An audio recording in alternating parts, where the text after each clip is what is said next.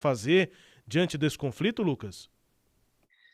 Olha, Rubens, a situação realmente ela não é fácil, né? Todos já devem ter acompanhado aí ao longo desse um mês. Estamos entrando precisamente hoje no 30º dia, né? Embora o dia 20 é por conta do fevereiro, né? Fevereiro tem 28 dias. Então, hoje, exatamente, estamos inaugurando o 30º dia. E o conflito ele é muito complexo no sentido de que nós temos várias circunstâncias, né, envolvendo o conflito. Uma delas é que a Rússia faz parte do Conselho de Segurança, e isso acaba, então, de certa forma, congelando as negociações e obriga, né, as Nações Unidas a ter que tomar algumas medidas, né, sancionatórias, ainda que em um âmbito um pouco mais fraco, digamos assim. A gente chama em direito internacional de soft law, né? A resolução da Assembleia Geral das Nações Unidas, em que pese não seja vinculante, ela acaba isolando muito fortemente a Rússia no sentido de pressionar para que a Rússia cesse as agressões, né? Então, sim, essa resolução mencionada por você foi tomada ontem, se eu não estiver enganado, né? E com voto do Brasil, um voto significativo também, já que o Brasil hoje compõe o Conselho de Segurança. Então, o Brasil também une aí nessa agenda de tentar isolar a Rússia politicamente. Claro que juridicamente a Rússia não é obrigada, digamos assim, a respeitar essa resolução, mas acaba isolando politicamente de maneira muito forte, eu diria. Bom, e aí, claro, essa manifestação, essas restrições à Rússia, elas se dão por conta da agressão que foi feita, né, da invasão da Rússia contra a Ucrânia. As instituições, enfim, os órgãos defensores dos direitos humanos têm poder efetivo para tentar preservar direitos humanos naquela região, porque a gente está vendo bombardeios a escolas, a hospital, teve um hospital de crianças, inclusive, que foi bombardeado. Qual é a força, qual é a avaliação no aspecto dos direitos humanos, doutor? Sem dúvida, é um conflito humanitário terrível, né? Talvez aí um dos maiores depois da Segunda Guerra Mundial. Não podemos nos esquecer também das guerras em curso também no Oriente Médio, mas os direitos humanos, existe também um direitos humanos na guerra. A gente até fala isso em sala de aula, né, com os meus alunos. Uma diferença: nós temos o direito à guerra e temos o direito na guerra, e nós temos o direito internacional humanitário. E sob qualquer hipótese, né, os estados podem infringir algumas regras básicas, como o princípio da proporcionalidade. Um Estado, quando vai invadir, já está quebrando uma regra internacional, sem dúvida. Isso eu acho que já é claro para todos, né, que essa guerra que a Rússia promove, embora na Rússia Vladimir Putin tenha baixado regras, dizendo que é proibido chamar isso que acontece de guerra ou invasão, trata-se de uma guerra, com certeza. Isso, então, já é uma violação do direito internacional. Agora, dentro do direito humanitário, sim, temos alguns mecanismos, né? O Estado ele não pode, por exemplo, bombardear escolas, hospitais, como você muito bem disse, Rubens. Então, isso pode, num segundo momento, depois do cessar-fogo, depois do conflito aí, terminado, certamente a Rússia será responsabilizada internacionalmente, né, por ter desrespeitado o direito internacional e o direito humanitário. Podemos também falar em uma eventual condenação, eu digo eventual, no âmbito do Tribunal Penal Internacional, que é um tribunal que julga indivíduos que cometeram crimes humanitários, né, crimes contra os direitos humanos. No entanto, a Rússia não faz parte desse tribunal, e aí fica a dúvida que nós só podemos analisar isso depois do conflito, de fato, porque a menos podemos ter uma situação de que a oposição na Rússia, que nós não vislumbramos hoje, possa, de repente, aceitar a jurisdição do TPI. Eu sei que é um tema muito técnico, né, aqui falando para o espectador, mas existe uma virtual possibilidade da Rússia, ou muito mais do que a Rússia, Vladimir Putin e seus apoiadores, serem condenados no âmbito do TPI. Mas isso é virtual porque a Rússia não faz parte do tribunal. Teríamos que analisar aí os próximos movimentos de um futuro governo, talvez russo, aceitando essa possibilidade. Então, os direitos humanos, ele obviamente se foca na proteção dos indivíduos ali também no conflito. O que dá para ser feito no momento é no âmbito do Acnur, que é o escritório que trata, né, da recepção de refugiados, né, e a cooperação internacional entre os países, e o Brasil é um deles, né, que tem oferecido vistos de acolhida humanitária. No âmbito aqui falando mais do Brasil mesmo, o Brasil já abriu as portas para esses refugiados. É o que nós temos hoje na sociedade internacional para fazer. Agora, futuramente, vamos acompanhar. Pois é, doutor Lucas, o senhor citou o tribunal, deu a sigla, mas antes o senhor tinha explicado, eu me esqueci qual é o nome, né, do tribunal, do qual a Rússia não faz parte. O Vladimir Putin, antes da guerra, em 2019, ele já estava adiantando lá mudanças na Constituição e ele vai continuar, pelo que tudo indica, no poder por muito mais tempo, por muitos anos. Eu entendo a possibilidade, mas não parece que ela vá se concretizar da Rússia fazer parte do tribunal e se submeter a esse tipo de possível sanção.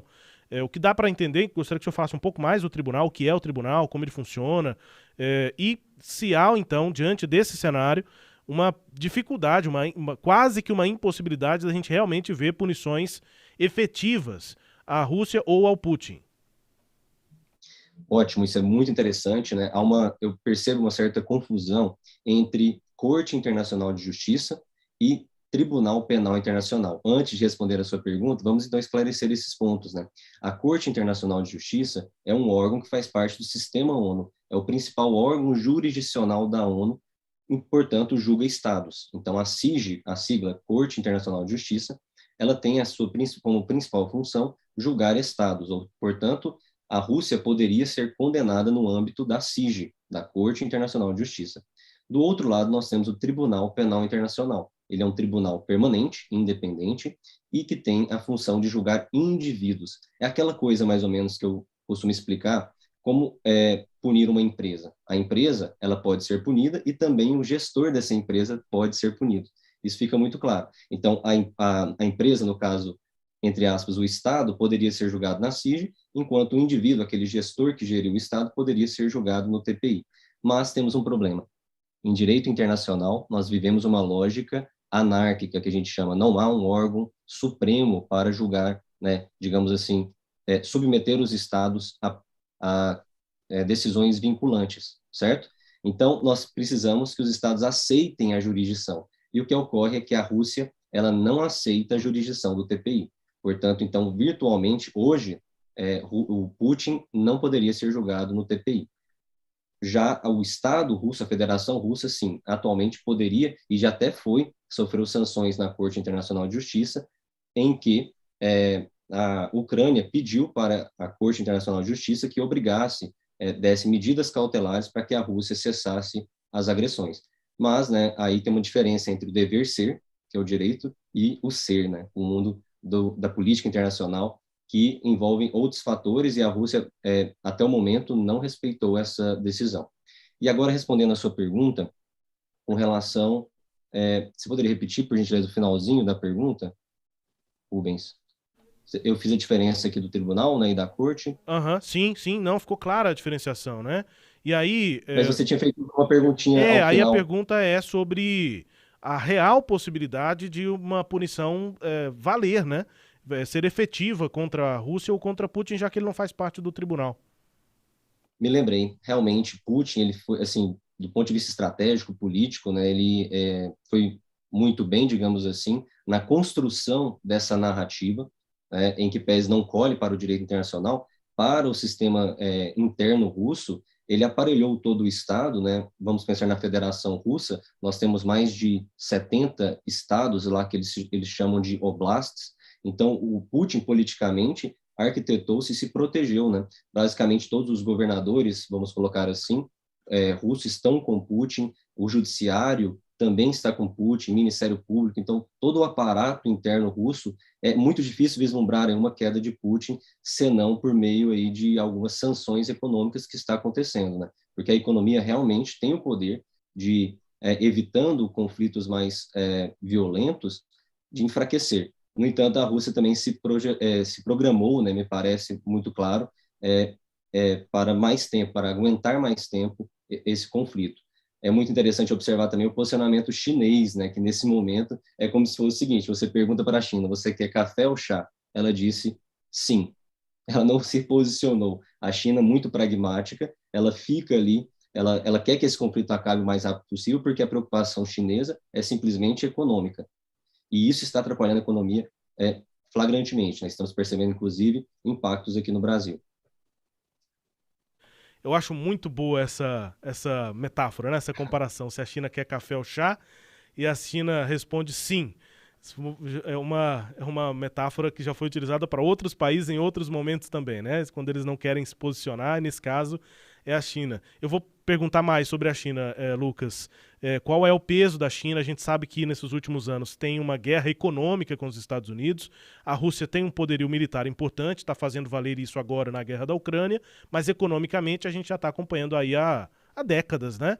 A guerra entre China e Estados Unidos. Havia até essa expectativa de que um novo momento das relações internacionais, desses conflitos, né, entre os países, depois do período de Guerra Fria, seria um período de guerra econômica entre Estados Unidos e China, mas agora veio essa questão de uma guerra mesmo, né, uma guerra real, militar, bélica contra a Ucrânia, vinda da Rússia. Então, como é que você avalia o posicionamento da China em meio a essas questões, né? Porque militarmente a gente parece voltar a ver ali uma cortina de ferro, né?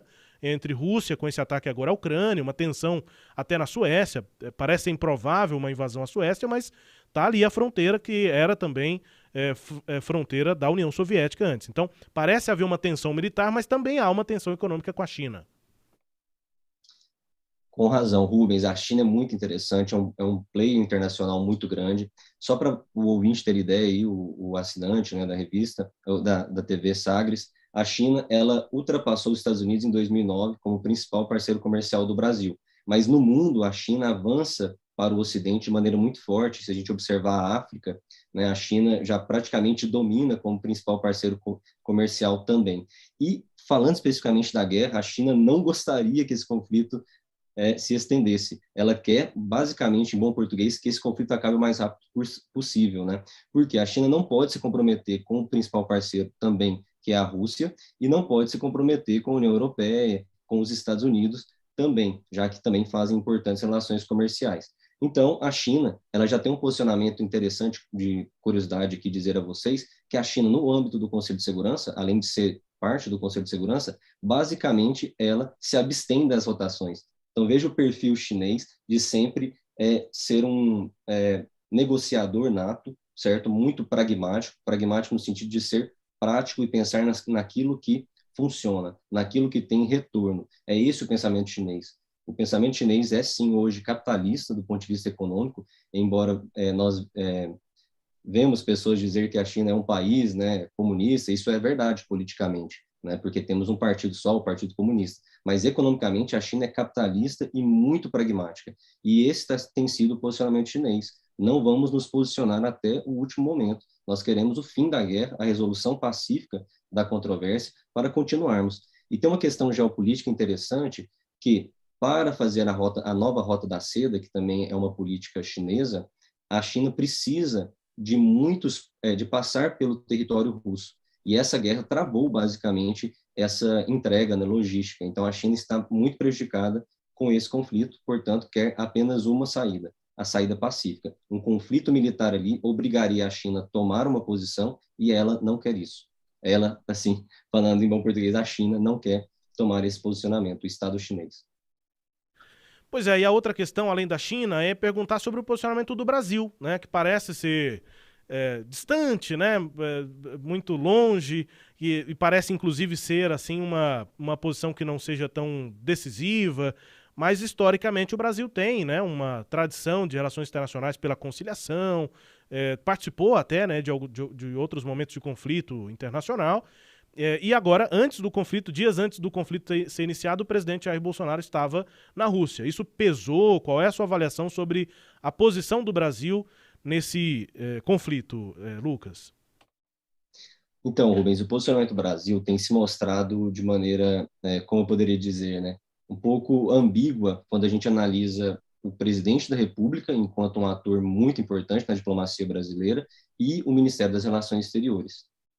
Enquanto nós podemos perceber essa viagem do presidente ali pouco antes do conflito como um tanto quanto perigosa, já que não se pode dizer que quem trabalha com diplomacia, o Ministério das Relações Exteriores, não sabia desse iminente conflito, certo? Então, uma viagem como essa já exige um ônus argumentativo do Brasil de explicar por que fez essa viagem. É muito interessante observar que a Colômbia tinha uma visita marcada com o Brasil dias depois do conflito estourar. E ela cancelou essa visita ao Brasil, por quê? Olha, o Brasil visitou a Rússia, o que isso significa? Então, veja, em diplomacia, qualquer detalhe, qualquer posicionamento pode gerar consequências graves.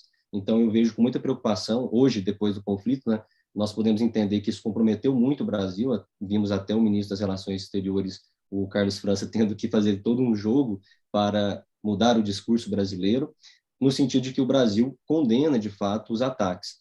E, por outro lado, a gente observa que no Conselho de Segurança o Brasil manteve a coerência de sempre, o que foi bom, certo? Então, em que pese o nosso chefe de Estado tenha cometido aí algumas impropriedades ao dar entrevistas e tudo mais, o nosso posicionamento diplomático, enquanto Brasil, né, o Estado brasileiro, tem mantido uma posição coerente aí, já que o Brasil ocupa por mais de 10 vezes, né, o Conselho de Segurança, estamos na 11ª vez que o Brasil ocupa esse papel. Então, o Brasil também tem um histórico de ser um país que resolve conflitos, resolvedor de problemas mesmo, e teria a chance de, nesse conflito, ser um player desse.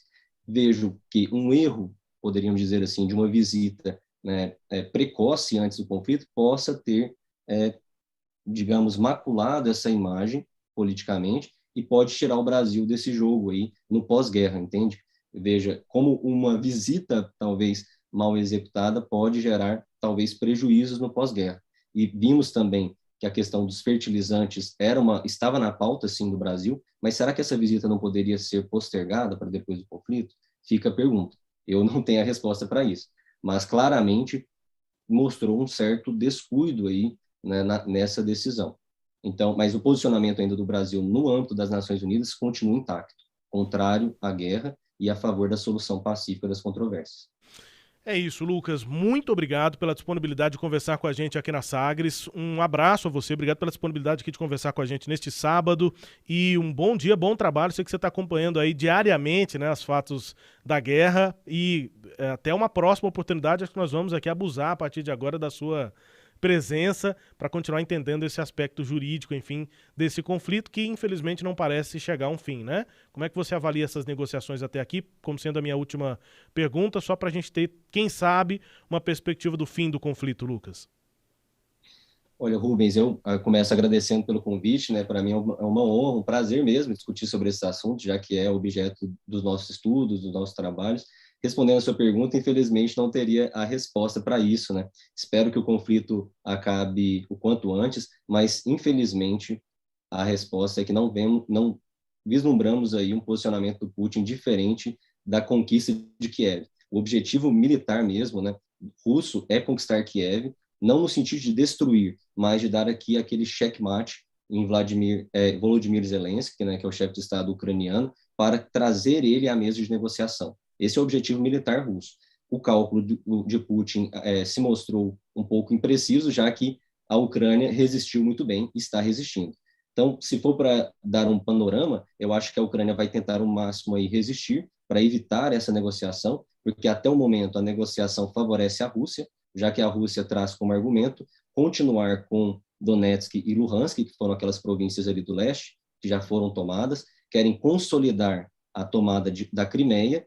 Então, o que sobra à Ucrânia é resistir para conseguir apoio do Ocidente. O Ocidente, por outro lado, não quer dar esse apoio direto militar, porque pode gerar aí uma possível terceira guerra mundial, né? Então, a OTAN vai com muito cuidado para não entrar na guerra. Qualquer movimento ali perigoso pode colocar o Ocidente em guerra com a Ucrânia, com a Rússia, em favor da Ucrânia. Então, realmente é um imbróglio, né? Uma coisa que a gente tem que acompanhar dia a dia.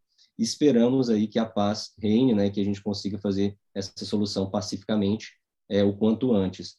Mas vamos acompanhar aí, então. Tá certo? Muito obrigado, então, pelo convite. Obrigado, doutor Lucas. Um abraço, obrigado